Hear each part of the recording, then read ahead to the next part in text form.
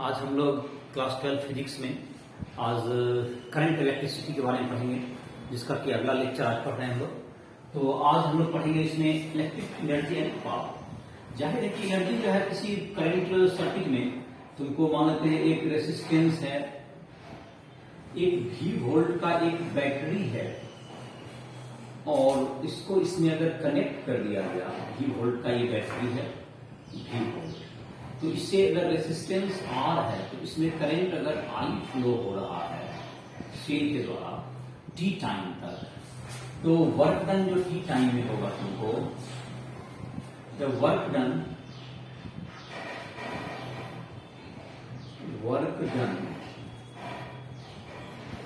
Bye a cell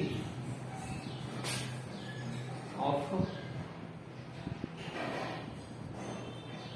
potential difference V, potential difference V, and supplying charge Q, supplying charge Q, W equals to Q into V।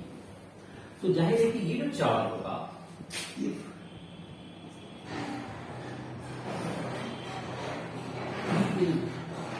time and I is current in the circuit, I is current in the circuit, then Q equals to क्या होगा I। और जहां तक कि potential difference होता है तो Ohm's law से Q equals to IT, V equals to IR, Ohm's law के आधार। ओम्स लॉ ये कहता है पोटेंशियल डिफरेंस क्या होगा, इसके क्रॉस में वोल्टेज V है और IR है। तो ये जो वर्क डन है, तो this work done is converted into heat energy according in the resistor. This work done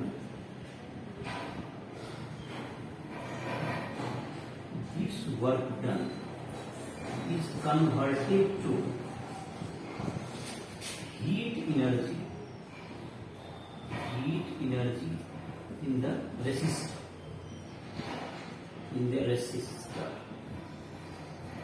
resistor में ये हीट एनर्जी के रूप में निकल जाता है। तो W इक्वल टू क्या होगा तुमको, H equal to W equals to IT into IR। तो H equals to heat energy जो तुम्हारा हो गया ये I स्क्वायर RT, ये करंट के स्क्वायर, ये हीट एनर्जी तुमको रेसिस्टर में जो डेवलप होगा उसकी बात हो गई। ये हीट एनर्जी कितना डेवलप होता है। और जहां तक कि कोई भी अगर तुमको क्वाइल है, जैसे एनर्जी का यूनिट जहां तक है, एनर्जी का ऐसा यूनिट तो जूल होता ही है। हम लोग इलेक्ट्रिसिटी में जैसे कि तुमको यूज करते हैं यूनिट, जिसको हम लोग की एक अलग से यूनिट करते हैं, जिसको हम लोग वाट तो पावर का यूनिट होता है, किलो वाट आवर, ऐसा करके यूज करते हैं। जिसकी चर्चा हम लोग करते हैं, एनर्जी का तुम्हारा क्या होगा, हीट एनर्जी क्या हो गया I स्क्वायर RT, जहां पर क्या I हो गया करंट और R हो गया इसका रेसिस्टेंस, और इस रेसिस्टेंस में अगर I करंट जाता है और T टाइम तक जाए तो इतना हीट एनर्जी डेवलप होगा। अब इलेक्ट्रिकल पावर की बात करते हैं। इलेक्ट्रिकल पावर, तो पावर जहां तक है, the rate of work done is called, the rate of work done is called power, तो पावर इज इक्वल टू क्या हो गया, power is equal to dW by dt। तो P इक्वल टू क्या होगा, D by dt into Q into V। और V अगर तुमको वोल्टेज सेल का कांस्टेंट है V, तो P is equal to Q into V into dQ by dt। dQ by dt को हम क्या कहते हैं, करंट कहते हैं। तो P is equal to V into I, voltage into current. ये हो गया electric power, voltage into current, को कहते हैं हम लोग इलेक्ट्रिक पावर। पावर का यूनिट क्या हो गया, पावर का unit watt, unit of power is joule per second और वाट। और एक यूनिट होता है जिसको हम लोग कहते हैं 1 horse power, that is equal to 1 horse power को 746 वाट। तुमको ये हो गया वाट, इसको W से जूल पर सेकेंड भी कहते हैं। और इलेक्ट्रिकल एनर्जी को मेजर करने का ये यूनिट होता है the unit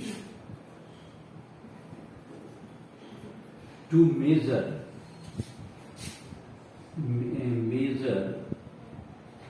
electrical energy is British thermal unit is called kilowatt hour. इस किलोवाट आवर, तो वाट इंटू क्या हो गया, टाइम को लीजिए आवर में, तो ये किलोवाट आवर, इसको एक यूनिट भी कहते हैं। जैसे कि तुम्हारा जो घर वगैरह में जो तुम्हारा जो यूनिट आता है मीटर का, वो इस तरह आता है 1 किलोवाट आवर। 1 किलोवाट आवर का मतलब हुआ कि अगर 100 वाट का बल्ब अगर 10 घंटा तक चले, इट मीन 100 वाट बल्ब अगर ऑपरेट करे 10 आवर तक, तो आपका जो है 1000 वाट आवर का खर्च हुआ। तो 1000 वाट आवर, तो 100 watt bulb, 100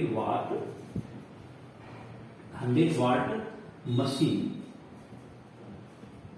operates for 10 hour, तो जो एनर्जी हो गया, जो हीट डेवलप होगा, that is equal to 100 watt into 10 hour, that's equal to 1000 watt hour, that's equal to 1 kilowatt hour, that's equal to 1 unit. तो इसी के आधार पर तुम अपना जो है, तुम किसी भी अपना जो तुम अपने घर का तुम मीटर का जो है कैलकुलेशन, तुम कितना बिजली खर्च होगा तुम कैलकुलेट कर सकते हो। आपका जैसे फ्रिज है, तुम्हारा टीवी है, उन सबों का सबका वाटेज देखिए, कितना आवर तक ऑपरेट करता है।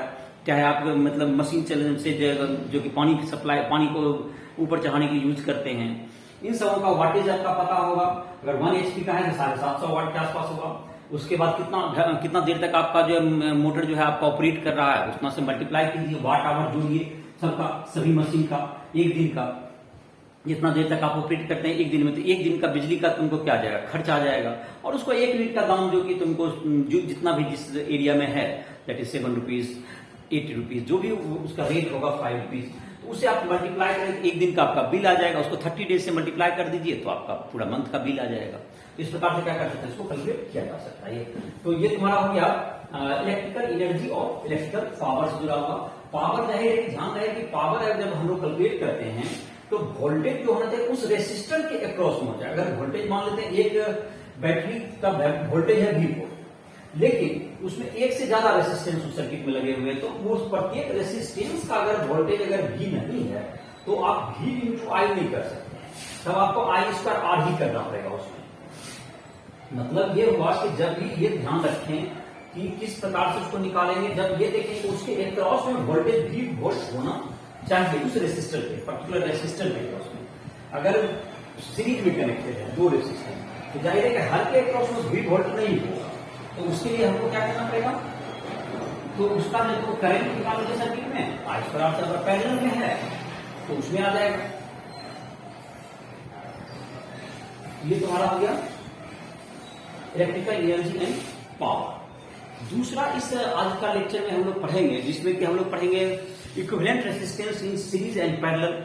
तो ये तुम्हारा क्लास 10 में भी पढ़ा होगा कि इक्विवेलेंट रेजिस्टेंस क्या होता है सीरीज में, याद भी होगा तुम्हें, VR equal to R1 plus R2, जो कि इक्विवेलेंट रेजिस्टेंस होता है वो कितना बराबर हो जाता है, R equal to R1 plus R2 के बराबर होता है। इक्विवेलेंट रेजिस्टेंस जो कि होगा तुम्हारा, जो कि रेजिस्टेंस जैसे कि तुम्हारा क्या हो गया, इक्विवेलेंट रेजिस्टेंस जो तुम्हारा होगा, कोई सर्किट में अगर एक से ज्यादा रेजिस्टेंस लगे हुए हैं तो उसका जो अगर तुमको, तो equivalent resistance in series, resistance in series, तो जैसे कि अगर एक रेजिस्टेंस यहां जुड़ा हुआ है और इसके दूसरे इंड से, एक इंड से दूसरा रेजिस्टेंस जुड़ जाए, फिर उसके दूसरे इंड से तीसरा जुड़ जाए, तो एक इंड ही अगर कनेक्टेड है तो ये सब रेजिस्टेंस को हम लोग सीरीज में कहते हैं। इस सेल के अक्रॉस में ये तुमको सीरीज में कहलाएंगे ये रेजिस्टर। जबकि इसका एक ही रेजिस्टेंस, एक इंड जुड़ा हुआ रहेगा, तो इससे क्या होगा, तुमको इसमें जो करंट इसमें सप्लाई होगा, ये तुमको जो करंट जाएगा सब में इक्वल करंट जाएगा। तो सीरीज में जो होता है वो तुमको क्या होता है, एक इंड दूसरे इंड से जुड़ते जाते हैं और इसमें जो इक्वल करंट क्या हो जाते हैं, इक्वल हो जाते हैं। तो अगर इसमें देखें हम लोग V वोल्ट का अगर सेल है ये, तो V वोल्ट का सेल हो गया तो इसमें करंट I जा रहा है, तो इसके अक्रॉस में जो पोटेंशियल डिफरेंस होगा, तो इसके अक्रॉस में जैसे कि ए है, यहाँ पर तुमको बी है, तुमको यहाँ पर फिर क्या होगा तुम्हारा, ये यहाँ पर सी हो गया और यहाँ पर डी हो गया। तो ए और डी के बीच में तुमको कितना पोटेंशियल डिफरेंस भी है, तो भी ए बी जो तुम्हारा भी ए माइनस भी बी तुम्हारा कितना हो गया, I into R one, V B minus V C जो हो जाएगा that's equals to I into R two, V C minus V D जो हो गया that equals to I R three. Adding इन तीनों को जोड़ दो तो क्या हो जाएगा तुम्हें, ये तुमको भी ए माइनस भी डी हो जाएगा। ये देखोगे तुमको जब हम लोग इस ढंग से लिखते हैं तो इधर वाला का पोटेंशियल ज्यादा होता है, हाई पोटेंशियल से लो पोटेंशियल करंट फ्लो करता है, इसलिए हम लोग जब लिख रहे हैं तो भी बी माइनस भी ए नहीं लिख रहे हैं, भी ए माइनस भी बी लिख रहे हैं, ध्यान रखने की बात है। तो एडिंग तो भी ए minus V D equals to क्या हो गया, आई R one plus I R two plus I R three. और भी ए जो है तुमको हाई पोटेंशियल यहाँ पर इसका और यहाँ से कोई करेंट एलिमेंट है, यहाँ का पोटेंशियल और यहाँ का पोटेंशियल सेम होगा, एक इक्विवेलेंट होगा, तो इन दोनों का इक्विवेलेंट यहाँ इधर का इक्विवेलेंट डी के इक्विवेलेंट होगा, कोई करंट एलिमेंट नहीं है। तो इसका मतलब इन दोनों का जो पोटेंशियल डिफरेंस है कितना बराबर हो गया, भी ए माइनस भी डी बैटरी के पोटेंशियल डिफरेंस के इक्वल हो गया, दैट इज भी हो गया। तो भी इक्वल टू आई इधर कॉमन हो गया, R one plus R two plus R three. ये क्वेश्चन नंबर 1। अगर इसी के इक्विवेलेंट अगर एक हम लोग रेसिस्टर दें जो कि जिसका रेसिस्टेंस R हो और इसी सेल के क्रॉस में उससे तुमको I करंट फ्लो हो रहा होगा, इसमें I करंट फ्लो हो रहा, तो ये जो तुम्हारा हो गया इसी बैटरी के क्रॉस में अगर सेम करंट फ्लो हो रहा है, सेम करंट और थ्रू सेम बैटरी, तो ये जो तुम्हारा होगा ये इक्विवेलेंट रेसिस्टेंस हो गया, ये इक्विवेलेंट रेसिस्टेंस कहलाएगा। इक्विवेलेंट रेसिस्टेंस में हम लोग देखते हैं कि V बराबर क्या होगा तुम्हारा, ये R V बराबर आई आर, ये तुम्हारा हो गया। तो फ्रॉम वन एन टू तो आई आर इक्वल्स टू क्या हो गया तुमको, I R one plus R two plus R three. तो सीरीज का ये इक्विवेलेंट निकल गया R one plus R two plus R three. जाहिर है कि ये क्लास 10 में भी तुम पढ़ा ही होगा। तो ये तुम्हारा R इज इक्वल टू क्या निकल गया तुमको, equivalent resistance R1 plus R2 plus R3। अब पैरेलल का, तो पैरेलल में कब कहे जाते हैं ये, जब तुमको पैरेलल में कहे जाएंगे जब दोनों के अक्रॉस में, रेसिस्टर्स के अक्रॉस में जो के दोनों इंड अगर एक ही पॉइंट से जुड़े हुए हों, जिसके पोटेंशियल सेम हो, सेम पोटेंशियल के पॉइंट से जुड़े हुए रहें, तो वो क्या कहलाएंगे, पैरेलल में कहलाते हैं। दूसरे शब्द में उसके क्रॉस में वोल्टेज क्या हो जाएगा, तब पोटेंशियल डिफरेंस उसके क्रॉस में सेम हो जाएगा। तो जब तुमको दोनों छोर जो है तुमको दोनों छोर अगर सेम में, पहला जो इंड है वह तुमको एक अलग पोटेंशियल पे होगा समो का, और दूसरा इंड एक अलग पोटेंशियल पे, तो तुमको दोनों जो तुम्हारे होंगे वो क्या कहलाएंगे, दोनों इंड तुमको एक ही सेम पोटेंशियल डिफरेंस के बीच में होगा, सेम पोटेंशियल का पर है, तो जाहिर है दोनों इंड उसका डिफरेंस भी इक्वल ही होगा। तो ऐसे रेसिस्टर को हम लोग कहेंगे कि ये पैरेलल में है। तो इक्विवेलेंट रेसिस्टेंस इन पैरेलल, तो हम लोग निकालते हैं। तो पैरेलल में इक्विवेलेंट रेसिस्टेंस क्या होगा, पैरेलल के लिए क्या बोला गया, पैरेलल जब इक्विवेलेंट रेसिस्टेंस होता है, जैसा कि तुमने पढ़ा होगा अभी सीरीज में क्या होगा, R is equal to R1 plus R2 plus R3। तो पैरेलल में क्या होता है इक्विवेलेंट रेसिस्टेंस, याद होगा 1/R equals to 1/R1 plus 1/R2 plus 1/R3। और बहुत से जो कॉम्बिनेशन होंगे जो कि मिक्स्ड होते हैं, जिसमें कि तुमको कुछ सीरीज में होते हैं, कुछ पैरेलल में होते हैं, और उसका हम लोग फिर अलग से कैलकुलेशन करेंगे। तो लिख लेते हैं resistance in parallel, resistance in parallel. तो पैरेलल में रेसिस्टेंस, तो अगर रेसिस्टेंस पैरेलल में होंगे तो क्या हो जाएगा तुमको, ये R1 है, ये R2 है और ये R3 है, ये रेसिस्टेंस तीनों है, और इसको आप V वोल्ट के बैटरी से ज्वाइंट कर दिए। इसमें तुमको V वोल्ट का बैटरी, इसमें करंट I जा रहा है, ये V वोल्ट का बैटरी है, तो करंट यहाँ पर है I1 करंट जाएगा, यहाँ पर रेसिस्टेंस R1 है, यहाँ पर रेसिस्टेंस R2 है, इसमें I2 करंट जाएगा, इसमें रेसिस्टेंस R3 है तो इसमें I3 करंट जाएगा। तो ये तुम्हारा हो गया। V बराबर क्या हो गया IR1 हो जाएगा। यहाँ का देखो ये तुमको तीनों पैरेलल में निकला है क्योंकि सेम ही पॉइंट, देखो ये सेम पोटेंशियल के बीच में जुटा हुआ है। तो V इक्वल्स टू क्या होगा तुम्हें I1R1, V equals to I1R1, this equal to I1 is equal to V by R1। Similarly I2 is equal to V by R2 and I3 बराबर V बाय R3। तो I1 plus I2 plus I3 बराबर क्या हो गया V by R1 plus V by R2 plus V by R3। इन तीनों का जो सम अगर मान लेते हैं, जो कि बैटरी यहाँ पर से दिया गया, तो इतना बैटरी तीनों यही करंट तुमको तीनों पार्ट बताती है, I की इक्वल हो जाएगा। तो I इक्वल्स टू क्या हो गया I1 plus I2 plus I3 जो कि तुम्हारा हो गया, दैट्स इक्वल्स टू क्या होगा तुमको I इक्वल्स टू क्या होगा तुमको I equals to V common हो गया 1 बाय R1 जोड़ 1 बाय R2 जोड़ 1 बाय R3, ये तुम्हारा हो गया ये तुम्हारा पहला इक्वेशन हो गया। अब अगर इक्विवेलेंट रेसिस्टेंस की बात करेंगे तो ये तुमको इसके अक्रॉस में सेम करंट अगर लेता हो तो ये इसका इक्विवेलेंट कहलाएगा, ये V है और करंट I ले ले, ये R है। तो इस स्थिति में हम लोग क्या लिख सकते हैं, V इक्वल्स टू IR या I equals to V by R from 1 and 2, from 1 and 2 क्या हो जाएगा V by R equals to V into 1 by R1 plus 1 by R2 plus 1 by R3। This imply that 1 by R equals to 1 by R1 plus 1 by R2 plus 1 by R3। ये तुमको इसका equivalent हो गया। तो ये तुम्हारा well known result था जो कि तुम्हारा पहले से ही पता था। अब जो अगला है तुम्हारा, अगर इसके कुछ क्वेश्चंस देख सकते हैं हम लोग, जिसमें कि ये तुमको रेसिस्टेंस जुड़े होंगे सीरीज में, पैरेलल में, और उसका जो है सर्किट में किस में ये पता करना कौन सीरीज में है कौन पैरेलल में है, और उसका हम लोग इक्विवेलेंट निकालेंगे। तो कुछ एक एग्जांपल्स देख लेते हैं। तो अभी एनसीईआरटी बुक में तो एक ही एग्जांपल दिया जो कि सेल के बाद दिया हुआ है, तो उस एग्जांपल को बाद में लेंगे। उसके पहले हम लोग सेल पढ़ेंगे, सेल का इंटरनल रेसिस्टेंस, सेल का तुमको वर्क इलेक्ट्रोमोटिव फोर्स उसके पहले पढ़ लेंगे, देर आफ्टर उस एग्जाम्पल को लेंगे। पहले हम लोग सीरीज पैरेलल के लिए एक दो एग्जाम्पल देखते हैं।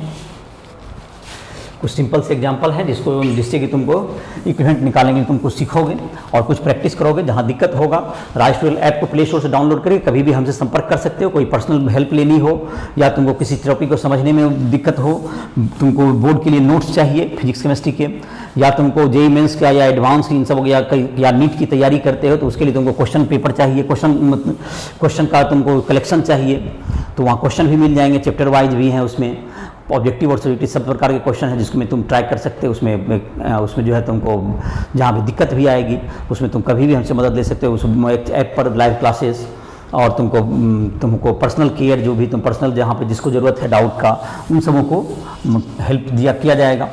तो यहाँ पर देखते हैं क्वेश्चंस कुछ मैं लेता हूँ। जैसे कि एक है तुमको रेसिस्टेंस यहाँ पर जुड़ा हुआ है, मान लेते हैं 4 रेसिस्टेंस यहाँ जुड़े हुए हैं, और यहाँ से जो तुमको है ए पॉइंट से यहाँ पर से एक वायर को यहाँ से जोड़ दिया गया। इस पॉइंट का नाम ए मान लीजिए, और इस पॉइंट को यहाँ पर ये जो पॉइंट है तुमको दूसरा ये हो गया तुम्हारा, यहाँ से जोड़ दिया गया। सभी रेसिस्टेंस का रेसिस्टेंस मतलब मान लेते हैं आर है, चलिए इसका रेजिस्टेंस R है। यहाँ से एक वायर ला करके एक तुमको ये जो पॉइंट है यहाँ पर से यहाँ से कनेक्ट कर देते हैं।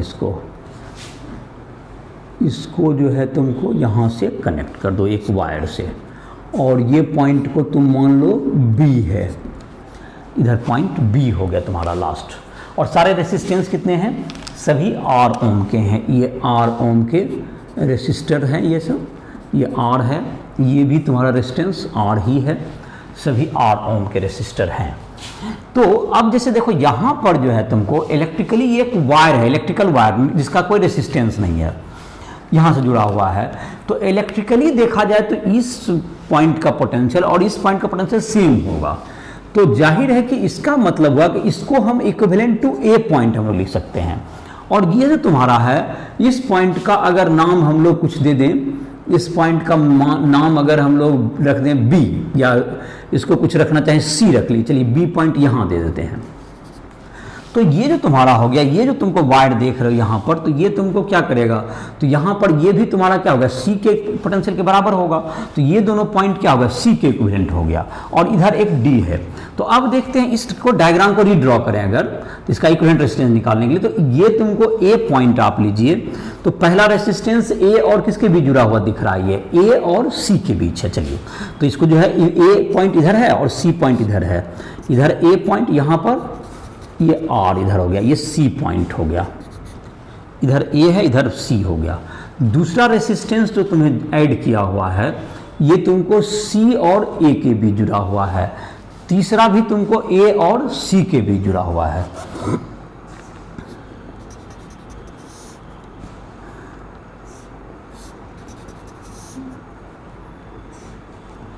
ए आर और ये आर, और ये सी पॉइंट के बीच जुड़ा हुआ है। और ये तुमको यहाँ पर जो है तुमको एक बी पॉइंट आ गया आर रेसिस्टेंस के बाद। तो ये तीनों जो हो गए तुमको, अब ए और सी के बीच में देखें तो ए और सी के बीच में ये तीनों जो हैं पैरेलल में लग रहे हैं। तो इक्विवेलेंट आर इक्विवेलेंट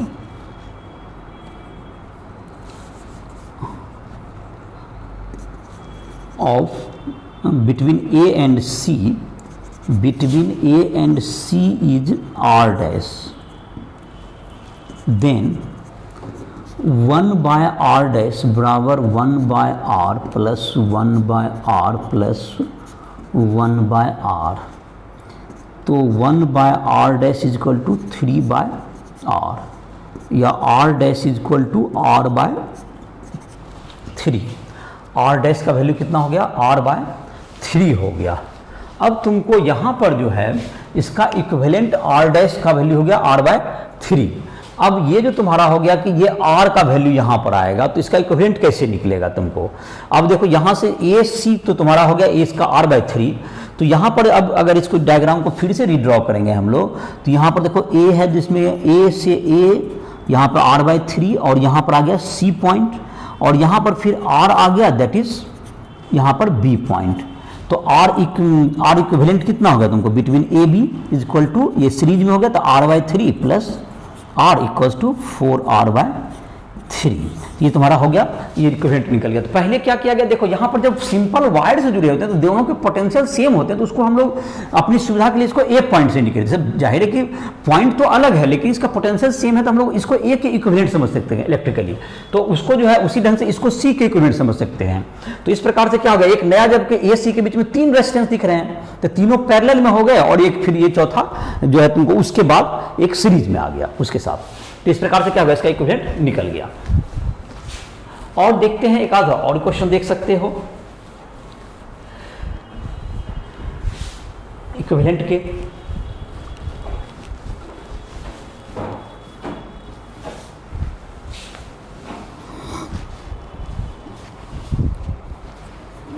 अब है जैसे कि तुमको कुछ रेसिस्टेंस दिए हुए हैं जिसका कि हमको निकालना है कि ये रेसिस्टेंस सीरीज में है, और मतलब सीरीज पैरेलल करके उसका इक्विवेलेंट निकालना है।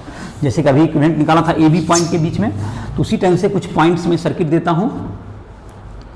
यहाँ पर हैं जैसे कि एक रेसिस्टेंस है यहाँ पर 2 ओम का, और यहाँ पर है रेसिस्टेंस 1 ओम का, यहाँ 1 ओम, यहाँ पर फिर क्या हो गया, यहाँ पर 1 ओम है, यहाँ 1 ओम, नो एक मिनट, यहाँ पर 1 ओम, और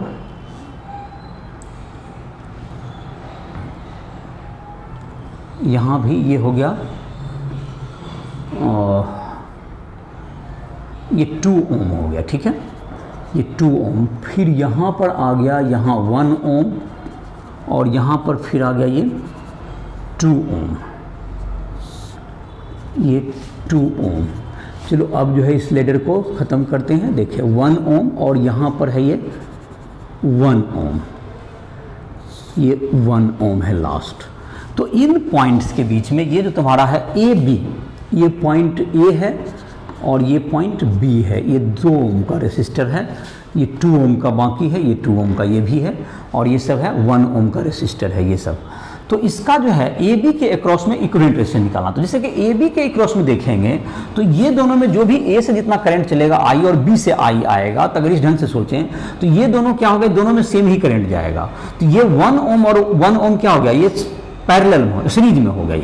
ये क्या हो जाएगा, इसमें जितना करंट जाएगा वही इसमें जाएगा, तो ये दोनों सीरीज में हो गए। तो अगर इसका उसके बाद जो इक्विवेलेंट रेजिस्टेंस करेंगे हम लोग, तो यहाँ पर 3 जो है तुमको 3 लेजर है। देखो जैसे कि ये तुम्हारा सॉल्यूशन कर रहे हैं, इक्विवेलेंट निकालेंगे तो यहाँ पर ए बी पॉइंट है तुम्हारा ए और बी, ये 2 ओम है, यहाँ पर 1 ओम, फिर यहाँ पर 2 ओम, इसको कनेक्ट कीजिए 2 ओम, फिर यहाँ पर है तुम्हें 1 ओम है और यहाँ पर फिर 2 ओम है, ये 2 ओम है।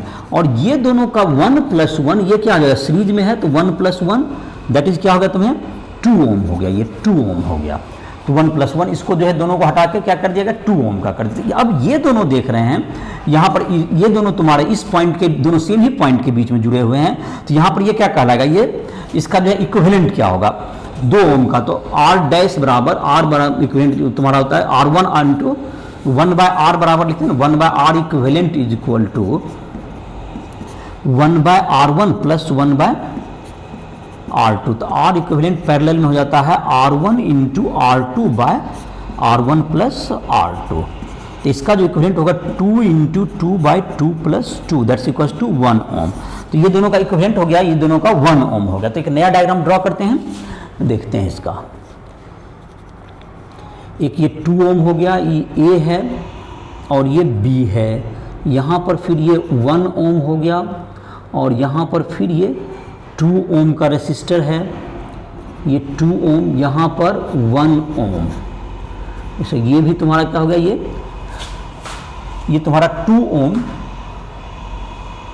यहाँ तक आ गया, ये 2 ओम, ये फिर 2 ओम है यहाँ पर 2 ओम है। चलिए तो यहाँ पर हो गया 2 ओम यहाँ है, एक यहाँ है, और अब जो तुमको इसका क्या हो गया, ये दोनों 1 ओम आ गया। तो 2 ओम हमने दे दिया है। तो अब जाहिर है कि ये तुम्हारा 1 ओम और ये तुम्हारा क्या हो गया 1 ओम, ये तुम्हारा आ गया, ये पैक हो गया यहाँ पर, ये 1 ओम का रेसिस्टर इसका जो इक्विवेलेंट आया। अब ये 1 ओम और 1 ओम फिर क्या आने वाला है, सीरीज में आने वाला है, तो ये फिर 2 ओम इसके पैरेलल आ जाएगा। देखिए जैसे जैसे कम घटते जाएगा, ये पॉइंट ए बी है तुम्हारा, ये पॉइंट ए बी है, ये पॉइंट 2 ओम, ये ए और ये बी है, यहाँ पर अभी 1 ओम ये भी है, और ये जो तुम्हारा है 2 ओम, ये 2 ओम है, और ये दोनों भी मिल करके 1 + 1 कितना हो गया, ये 2 ओम हो गया, ये 2 ओम हो गया। अब ये दोनों का फिर इक्विवेलेंट जो है तुम्हारा R dash is equal to 2 into 2/2 + 2 that's equal to 1 ohm. तो ये तुमको बार बार देखो वही चीज रिपीट हो रहा है। तो ये क्या हो जाएगा तुम्हारा, ये 2 का फिर 1 हो गया, तो ये फिर 1 और 1 फिर क्या हो जाएगा तुम्हारा, क्योंकि नया फिगर यहाँ पर जो आएगा जिसको हम लोग लिख सकते हैं, अब हम लोग का लास्ट ही है लगभग सेम वही चीज फिगर रिपीट करें, ये 1 ओम और ये फिर 1 ओम आ गया, बहुत सिंपल हो गया अभी। और ए बी के क्रॉस को इक्विवेलेंट निकालना है, ध्यान रहे। तो ये 1 फिर क्या हो जाएगा, ये 2 ओम हो जाएगा, तो इसका इक्विवेलेंट ये तुम्हारा क्या हो गया 2 ओम और ये 2 ओम फिर पैरेलल में आ गया, 2 ओम ए बी के क्रॉस में। तो आर इक्विवेलेंट जो फाइनली आ जाएगा 2 into 2 that equal to finally R equivalent between A B is equal to 1 ohm आ गया। तो बार बार यही फिगर रिपीट हुआ, देखो क्या किया गया इसमें, क्या हुआ 1 जो तुम्हारा था 2 ओम हुआ, 2 फिर पैरेलल हो गया तो उसका 1 ओम हो गया, फिर 1 सीरीज में आ गया 2 ओम, फिर पैरेलल में 2 1 ओम। इस तरह से क्या हो गया, बार बार एक ही चीज रिपीट होते गया।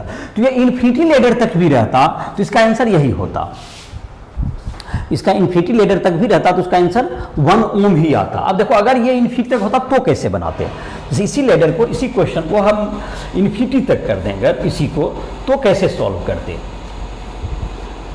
तो देखो उसको बताते हैं। अगर यही क्वेश्चन अगर इन्फिनिटी तक रहता तो आंसर तो देख रहे हो कि बार बार वही रिपीट हो रहा है, इन्फिनिटी तक है तो उसको कैसे सॉल्व करेंगे। एस.टी. वर्मा के बुक में देखोगे, उसमें जो क्वेश्चंस दिए हुए हैं बहुत से, उसमें तुमको इस ढंग के भी क्वेश्चन दिए हुए हैं जिसमें इन्फिनिटी लेडर तक दिया हुआ है, उसका भी तुम निकाल सकते हो, उसका इक्विवेलेंट निकालने की कोशिश करोगे। जहाँ दिक्कत होगा क्वेश्चन में तुम कभी भी पूछ सकते हो।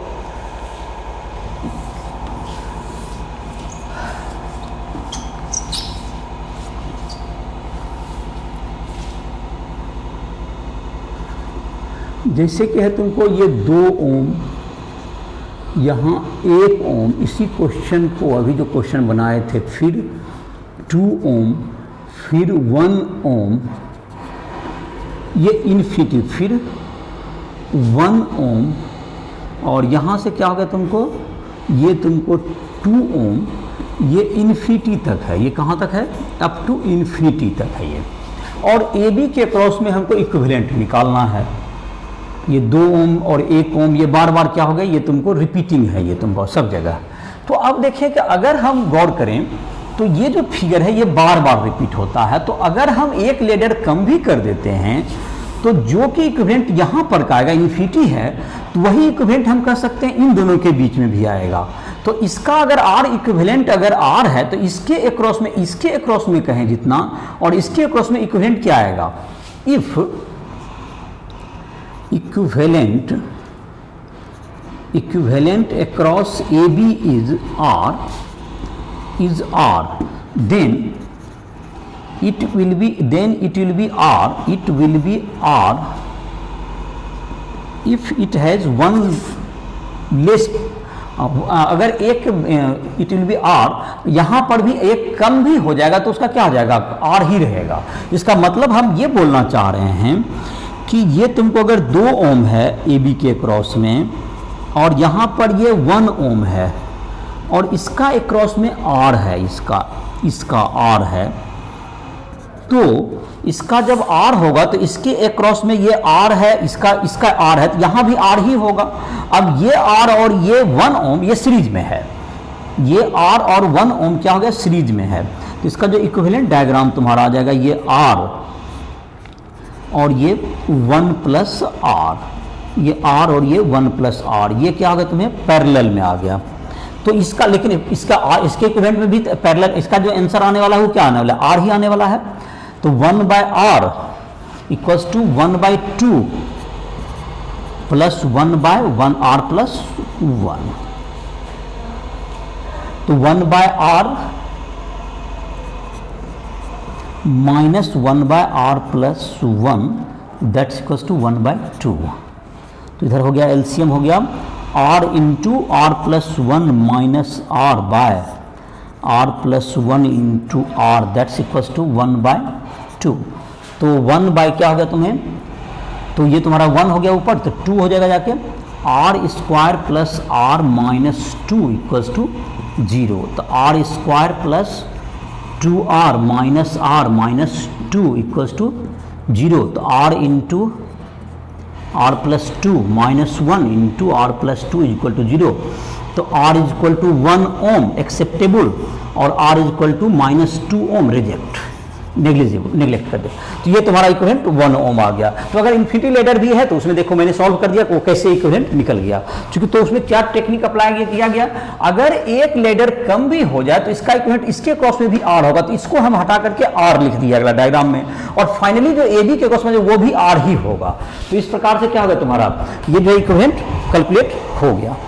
अब अगला जो तुम्हारा है, इसके बाद इक्विवेलेंट के बाद और इक्विवेलेंट और भी क्वेश्चन एस.टी. वर्मा बुक से भी बना सकते हो, इस सबका दिया हुआ है।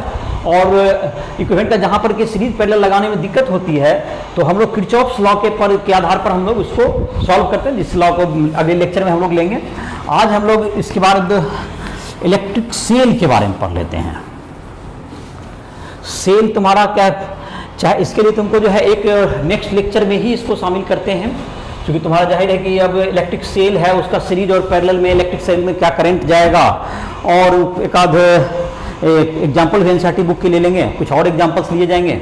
तो इसके लिए जाहिर है कि अब तुमको ये बड़ा लेक्चर हो जाएगा, तो इसको हम लोग यहीं पर समाप्त करते हैं इस लेक्चर को। और जिसको भी जिस प्रॉब्लम हो तो राइट ऐप पर आकर के हमसे संपर्क कर सकता है, पर्सनली हेल्प भी ले सकता है। NEET, JEE Mains, NEET, advance किसी चीज़ की तैयारी करना चाहते हो तो हमसे संपर्क कर सकते हो। जो भी क्वेश्चन तुमको डाउट होगा उसकी मदद की जाएगी। इसी के साथ इस लेक्चर को समाप्त कर रहा है।